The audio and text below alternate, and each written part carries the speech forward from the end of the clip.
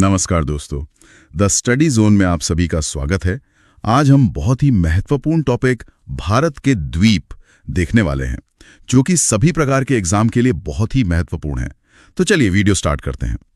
तो वैसे तो अगर हम देखें ना, भारत की समुद्री सीमा में लगभग 1256 द्वीप हैं, पर जब भी हम एग्जाम की तैयारी करते हैं तो हमारा पूरा फोकस सिर्फ अंडमान निकोबार, लक्षद्वीप या कुछ गिने चुने द्वीपों पर ही क्यों होता है? हाँ, ये एक बहुत ही जेन्युइन सवाल है, क्योंकि प्रतियोगी परीक्षाओं में ना मुख्य रूप से इन्हीं क्षेत्रों की जो भौगोलिक विभाजन है या इनकी चोटियां और चैनलों से सीधे प्रश्न आते हैं। अच्छा, मतलब बाकी के द्वीप बस छोटे टापू हैं?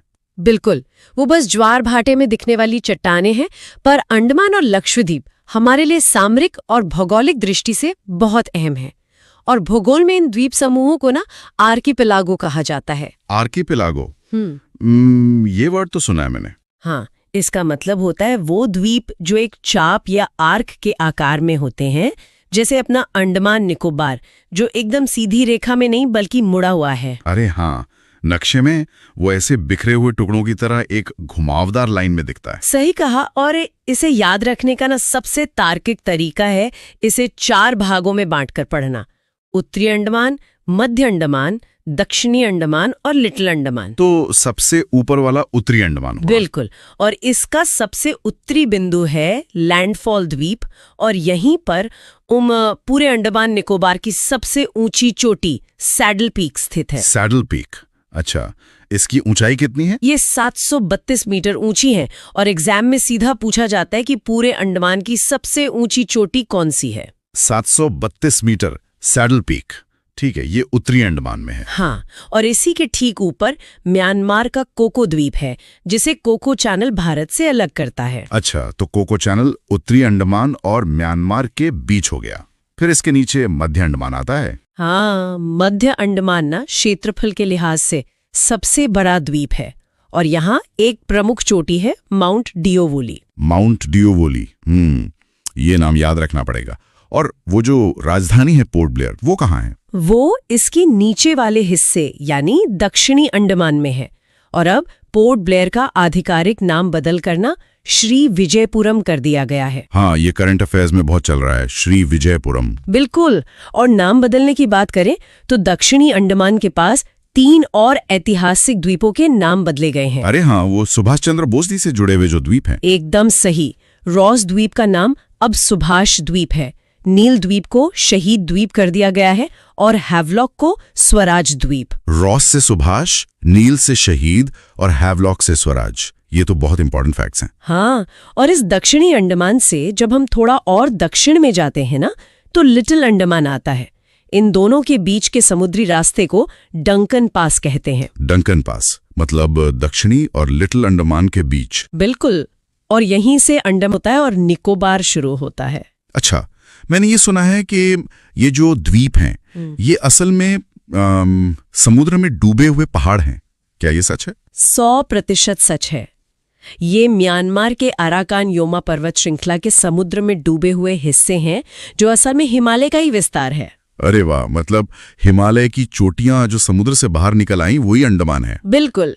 और इसी अंडमान और निकोबार को जो अलग करता है ना, वो परीक्षाओं का सबसे फेवरेट सवाल है, 10 डिग्री चैनल। हाँ, ये 10 डिग्री चैनल बहुत बार पढ़ा है, पर इसे सटीक रूप से कैसे याद रखें? तो ये सिर्फ अंडमान और निकोबार को अलग नहीं करता, बल्कि अगर गहराई से देखें तो ये अंडमान के सबसे दक्षिणी हिस्से यानी लिटिल अंडमान और निकोबार के सबसे उत्तरी हिस्से यानी कार निकोबार के बीच है। ओह, तो लिटिल अंडमान और कार निकोबार के बीच 10 डिग्री चैनल है। एकदम सटीक।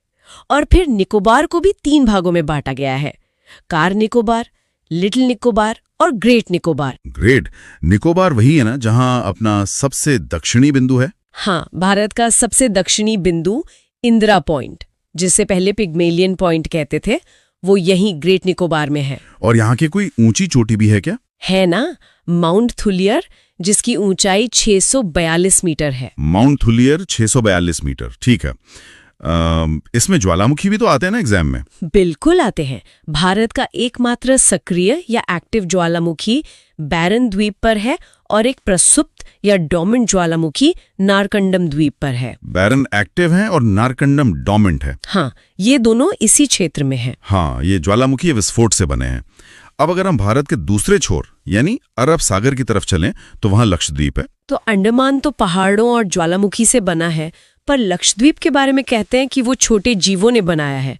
मतलब ऐसा कैसे हो सकता है? वो इसलिए क्योंकि लक्षद्वीप पूरी तरह से प्रवाल भित्तियों यानी कोरल रीफ्स से बना है। Coral reefs? वो जो कैल्शियम कार्बोनेट का ढांचा बनाते हैं। बिल्कुल सही।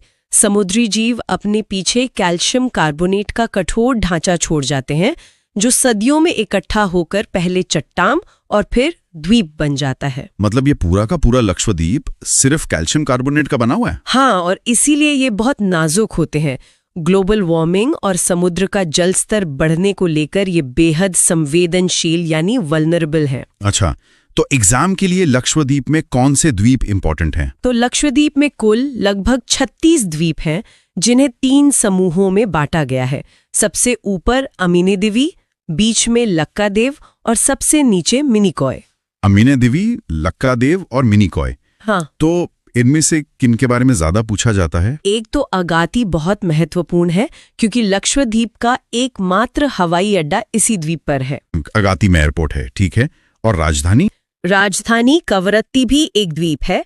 इसके अलावा एंड्रोड सबसे बड़ा द्वीप है और बिट्रा सबसे छोटा बसा हुआ द्वीप है। एंड्रोड सबसे बड़ा और बिट्रा सबसे छोटा। हाँ, जैसे अंडमान में चैनल थे, वैसे यहाँ लक्षद्वीप में भी चैनल पूछे जाते हैं क्या? हाँ, यहाँ 8 और 9 डिग्री चैनल बहुत इंपॉर्टेंट है। जो 9 डिग्री चैनल है ना, वो मिनिकॉय को बाकी लक्षद्वीप यानी लक्काद्वीप से अलग करता है। 9 डिग्री मिनिकॉय और लक्काद्वीप के बीच। और 8 डिग्री चैनल? वो मिनिकॉय को हमारे पड़ोसी देश मालदीव से अलग करता है। 8 डिग्री मिनिकॉय और मालदीव के बीच? वाह, ये तो बहुत लॉजिकल है। बिल्कुल। अब गहरे समुद्र से निकलकर अगर हम नदियों और तटों की बात करें ना, तो वहां भी कई महत्वपूर्ण द्वीप हैं। हाँ, द्वीप सिर्फ समुद्र के बीच में ही थोड़ी होते हैं। नदियों और तटों वाले द्वीपों का सामरिक और धार्मिक महत्व भी तो बहुत ज्यादा है। एकदम सही। और नदी द्वीपों में सबसे ज्यादा परीक्षाओं में माजुली पूछा जाता है। माजुली? ये असम में है ना, ब्रह्मपुत्र नदी पर? हाँ, ये विश्व का सबसे बड़ा नदी द्वीप है और इसे भारत का पहला द्वीप जिला भी घोषित किया गया है। और मध्य प्रदेश में भी तो एक नदी द्वीप है जिस पर कोई मंदिर है। हाँ, नर्मदा नदी पर मानधाता द्वीप है। ये बिल्कुल ओम के आकार का है और यहीं पर ओंकारेश्वर ज्योतिर्लिंग स्थित है। ओंकारेश्वर ज्योतिर्लिंग मानधाता द्वीप पर। और जो समुद्र तटों के पास द्वीप हैं अरब सागर में, वहाँ सालसेट द्वीप सबसे प्रमुख है, जिस पर पूरी मुंबई और थाने शहर बसे हुए हैं। मतलब मुंबई शहर एक ही द्वीप पर है, तभी वहाँ इतनी ज्यादा घनी आबादी है। बिल्कुल। और गोवा की राजधानी पणजी भी एक द्वीप पर है, जिसे तिसवाड़ी द्वीप कहते हैं, जो मांडवी नदी के मुहाने पर स्थित है। तिसवाड़ी द्वीप गोवा में। और गुजरात में वो धौलावीरा वाली जगह? हाँ, गुजरात के कच्छ में खादिर बेट द्वीप है, जहाँ सिंधु घाटी सभ्यता का शहर धौलावीरा मौजूद था, जो अब यूनेस्को साइट है। खादिर बेट द्वीप धौलावीरा के लिए बहुत बढ़िया। और अगर हम बंगाल की खाड़ी की तरफ वाले तटों को देखें, वहाँ ओडिशा तट पर अब्दुल कलाम द्वीप है, जिसे पहले व्हीलर द्वीप कहते थे। ये भारत का प्रमुख मिसाइल परीक्षण केंद्र है। अच्छा, मिसाइलों की टेस्टिंग अब्दुल कलाम द्वीप से होती है। और इसरो का भी तो एक सेंटर है ना? हाँ, वो श्रीहरिकोटा द्वीप है, आंध्र प्रदेश तट पर, जहां सतीश धवन स्पेस सेंटर है। और ये द्वीप पुलिकट झील को समुद्र से अलग करता है। श्रीहरिकोटा पुलिकट झील को अलग करता है, ठीक है।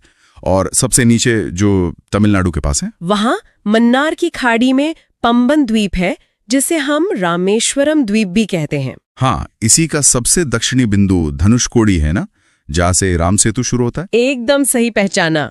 तो दोस्तों, आज के इस वीडियो में हमने भारत के द्वीप को विस्तार से समझा। अगर वीडियो आपको उपयोगी लगा हो तो लाइक जरूर करें, अपने दोस्तों के साथ शेयर करें और हमारे चैनल द स्टडी जोन को सब्सक्राइब करना न भूलें। बहुत जल्द मिलते हैं सीरीज के अगले वीडियो के साथ। नमस्कार।